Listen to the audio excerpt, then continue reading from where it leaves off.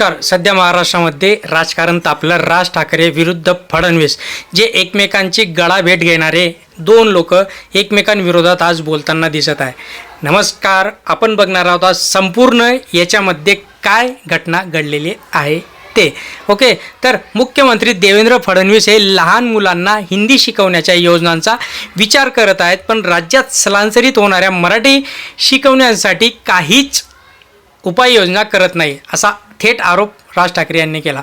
मराठी माणसाच्या धडग्यावर उद्योग उभे राहून देणार नाहीत, हे वक्तव्य मराठी अस्मितेच्या मुद्द्यावर राज्य सरकारला थेट आव्हान देणार ठरत आहे. रायगड जिल्ह्याचे उदाहरण देताना त्या ठिकाणी विमानतळ, बंदर यांसारखे प्रकल्प आहेत, पण तिथे स्थानिक मराठी तरुणांना प्राधान्य का दिले जात नाही आणि बाहेरच्या लोकांना आणून तिथे कामं होत आहेत, असा आरोप देखील त्यांना केला. सविस्तर जाणण्याचा प्रयत्न करणार आहोत मित्रांनो. शेवटपर्यंत बघत जा. चॅनलला तुम्ही लाईक करत नाही, सबस्क्राईब करत नाही, म्हणून थोडंसं नर्वस असतो.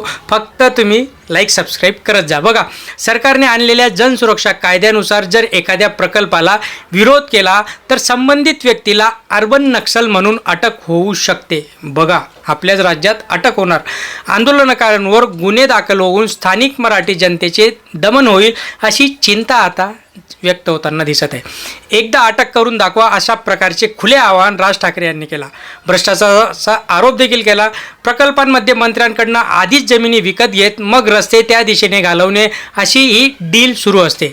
या साखळीवर राज ठाकरे यांनी आरोप केला. मतदान प्रक्रियेवर टीका करताना निवडणुकीत विचार न करता फक्त पैसे वाटून मते घेतली जातात, यावरही जोरदार हल्ला केला. महाराष्ट्रात मराठी भाषा अनिवार्य केली आहे, त्यामध्ये बदल नाही, पण मराठीसोबतच इतर भारतीयांना भाषा शिकणं हे चुकीचं आहे. भारतीयांसाठी आणि महाराष्ट्रांसाठी हे चुकीचं आहे. जे काही इंग्रजांनी केलं तेच तुम्ही करतायत, असेही त्यांनी यावेळेस थेट आरोप फडणवीसांवर केले. आता अर्बन नक्षलच्या मार्गाने वागणाऱ्यांना शिक्षा होईल.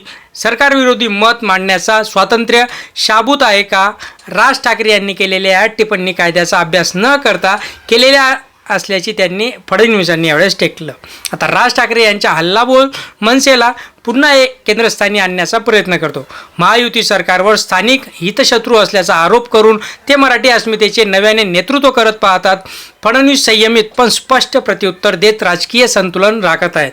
जर तुम्हाला या विषयांवर अजून काही वाटत असेल, तुमच्या काय प्रतिक्रिया आहेत, कारण की हा विषय खूप गंभीर आहे आपल्या महाराष्ट्रातील जनतेसाठी, महाराष्ट्रातील सर्वसामान्य लोकांसाठी. जर उद्या उठून दुसरे लोक इथं आले आणि ते व्यवसाय करू लागले आणि जर तुम्ही त्यांच्या विरुद्ध बोलायला लागला तर जो काही जनसुरक्षा कायदा आहे त्याच्या अंतर्गत तुम्हाला अटक होऊ शकते आणि हे अगदी चुकीचं आहे. मला तरी ते चुकीचं वाटतं.